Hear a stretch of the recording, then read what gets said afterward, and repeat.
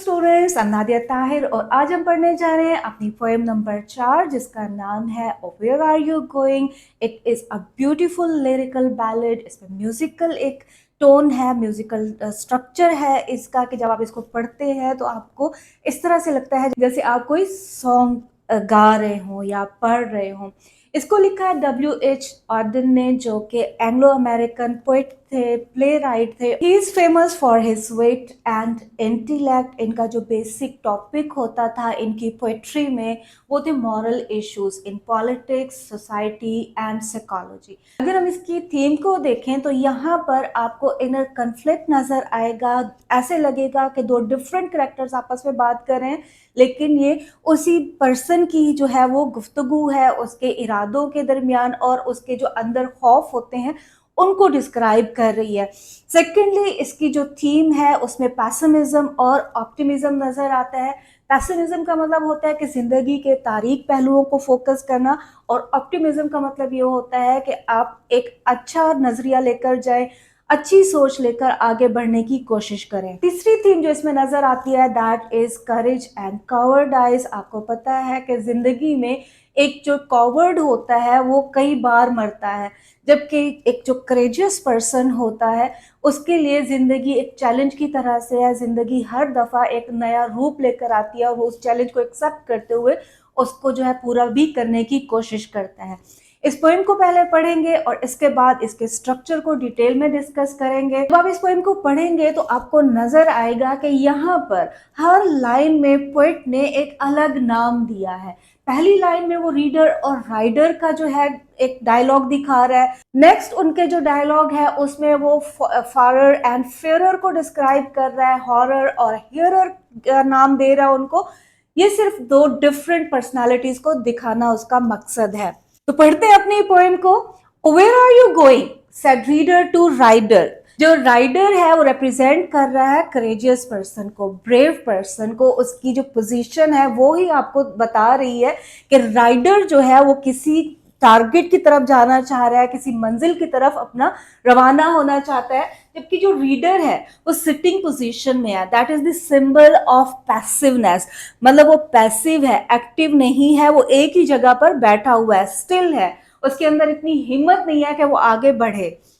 That valley is fatal when furnaces burn. अब जो reader है वो उसको हॉरिफाई कर रहा है, उसको डराने की कोशिश कर रहा है, उसको मकसद से दूर रखने की कोशिश कर रहा है। वो कहते हैं कि जिस वैली की तरफ, जिस वादी की तरफ तुम जाना चाहते हो that is deadly, that is destructive. ये वहां पे सिर्फ तबाही और बर्बादी है, वहां पर और कुछ भी नहीं है जो तुम देखने जाना चाहते हो।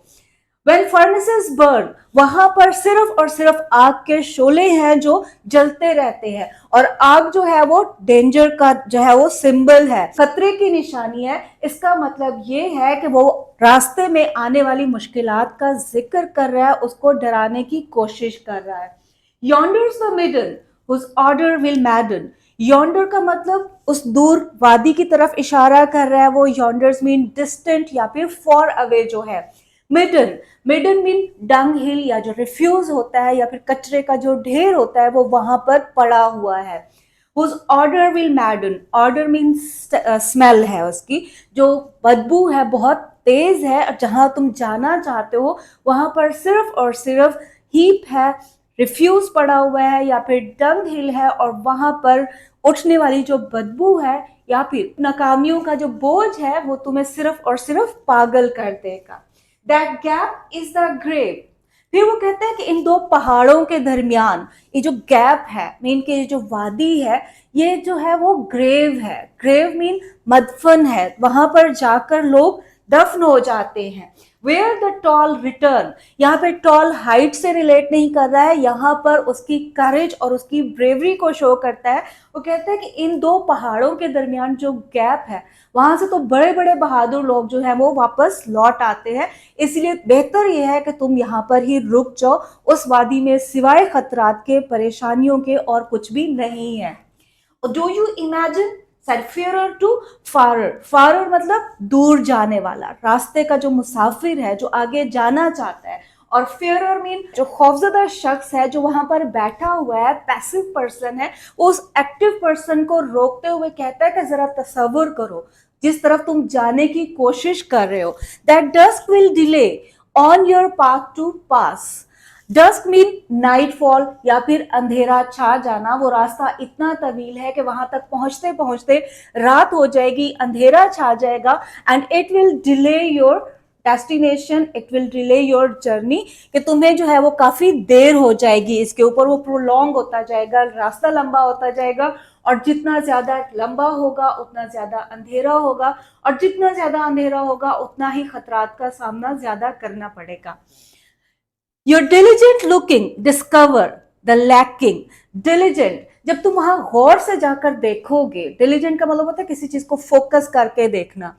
लैकिंग, शॉर्टेज, जब वहां तुम उस जगह पर पहुंचोगे तो तुम्हें अंदाजा होगा कि वहां पर बेसिक जरूरियात है ही नहीं, जो नीड्स हैं, जो आपको चाहिए, जो आपके रास्ते को आसान करती हैं, वहां पर ऐसा कुछ भी नहीं है।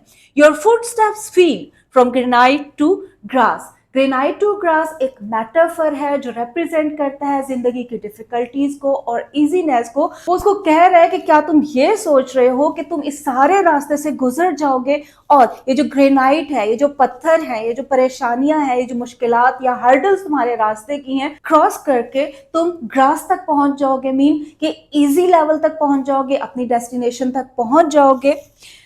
What was that bird? Said horror to hearer। अब जो पोइट है वो उस रीडर के लिए, उस पैसिव पर्सन के लिए हॉरर का लफ्ज इस्तेमाल कर रहा है, मीन कि वो वहीं बैठा हुआ है, उसने अभी तक एक कदम भी नहीं उठाया है आगे बढ़ने के लिए, लेकिन वो खौफजदा इतना है कि उसको अंधेरा भी डरा रहा है, उसको मुश्किलात भी डरा रही हैं। और वो कहते हैं कि जब तुम जंगल में पहुंचोगे या फिर अंधेरे में आगे बढ़ने की कोशिश करोगे तो जरा सोचो, व्हाट वाज दैट बर्ड। अचानक से कोई परिंदा तुम्हें नजर आ जाता है जहां पे कोई भी नहीं है, और वहां पर अचानक ऐसी कोई चीज नजर आ जाए तो वो खौफजदा करने वाली होती है। Did you see that shape in the twisted trees. Shape का मतलब गोस्ट या स्पिरिट है, और हमेशा यही कहा जाता है कि अंधेरे के सफर से जो है वो गुरेज करना चाहिए, उसमें नहीं करना चाहिए, सिर्फ इसलिए कि रात के अंधेरे में जो इवल स्पिरिट्स होते हैं या फिर जो शयातीन होते हैं वो बाहर निकल आते हैं और इंसान को अपने रास्ते से भटकाते हैं। तो वो कहते हैं कि जरा तुम सोचो कि तुम जा रहे हो, जाते जाते अचानक कोई परिंदा नजर आता है जहां, जो कि इम्पॉसिबल था उस वक्त वहां पे होना, या फिर वो जो मुड़े तुड़े दरख्त हैं जिनकी शक्लें अजीबो गरीब हैं, वहां पर तुम्हें कोई शेप नजर आ जाती है, कोई भूत नजर आ जाता है।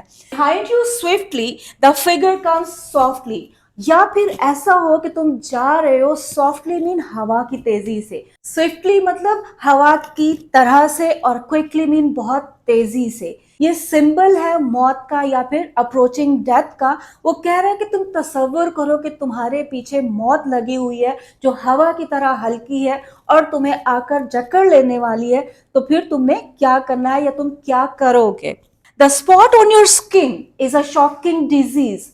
देखो तो सही, अचानक तुम्हारे जो जिस्म है उसके ऊपर कोई स्पॉट बनना शुरू हो गया है, कोई डिजीज है, कोई ऐसी बीमारी है जो तुम्हें उसी रास्ते में ही खत्म करके रख देगी, तुम अपनी मंजिल तक पहुंच ही नहीं पाओगे। अब यहाँ से जो है वो जो राइडर था उसकी सारी बातें सुनने के बाद अब उसको रिप्लाई कर रहा है with out of this house.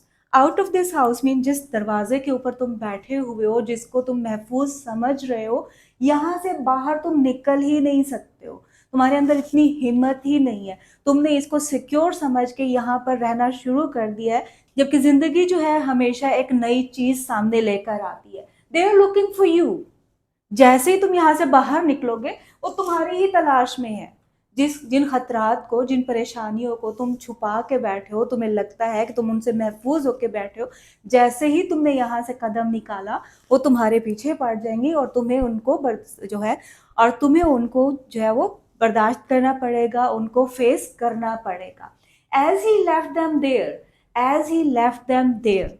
और अब वो जो सारे खौफ थे, खदशात थे, परेशानियां थी, खतरात थे, उनको वो पीछे छोड़ के चला गया है उसी शख्स के लिए, मीन कि वो अपनी जो इनर कॉन्फ्लिक्ट उसका जारी था, जो उसको खौफजदा कर रही थी जो चीज़, उसने उसकी तरफ कान नहीं धरे हैं बल्कि हिम्मत से काम लिया है और अपनी राइड की तरफ रवाना हो गया है, या अपनी राइड जो है उसने स्टार्ट कर दी है, अपनी मंजिल की तरफ वो रवाना हो गया है। अगर इसके स्ट्रक्चर की बात करें तो ऑलरेडी वी हैव डिस्कस्ड कि this is a ballad poem. Ballad poem जो थी वो फोक ट्रेडिशन थी। 18th और 19th सेंचुरी में बहुत ही फेमस हुई थी ये फॉर्म। रिटन इन क्वार्ट्राइन, क्वार्ट्राइन मीन के स्टैंजा की जो फॉर्म है वो 4 लाइंस के ऊपर है, कि हर जो स्टैंजा है वो 4 लाइंस के ऊपर मुश्तमिल है।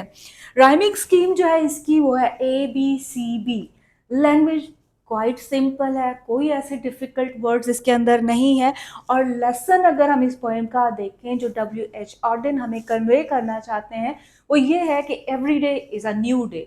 हर जो नया दिन है वो नया चैलेंज लेकर आएगा, नई चीज़ लेकर आएगा, और इंसान वही है जो इसको फेस करे करेजियसली, उन खतरात की आंखों में आंखें डाल के सामना करे और उनको अबूर करते हुए अपनी मंजिल की तरफ जाए।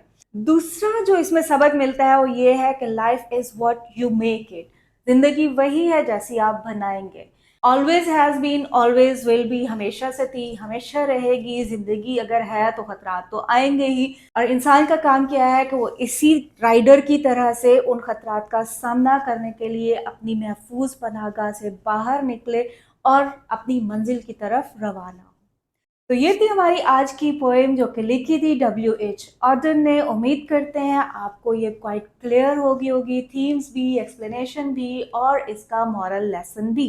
आपके फीडबैक का इंतजार रहेगा, आपके लाइक और कमेंट्स शो करेंगे कि आपको ये कितनी पसंद आई है। कोई चीज़ मिसिंग हो तो ज़रूर बताइएगा। मिलते हैं नेक्स्ट टॉपिक में। टिल देन, अल्लाह हाफ़िज़।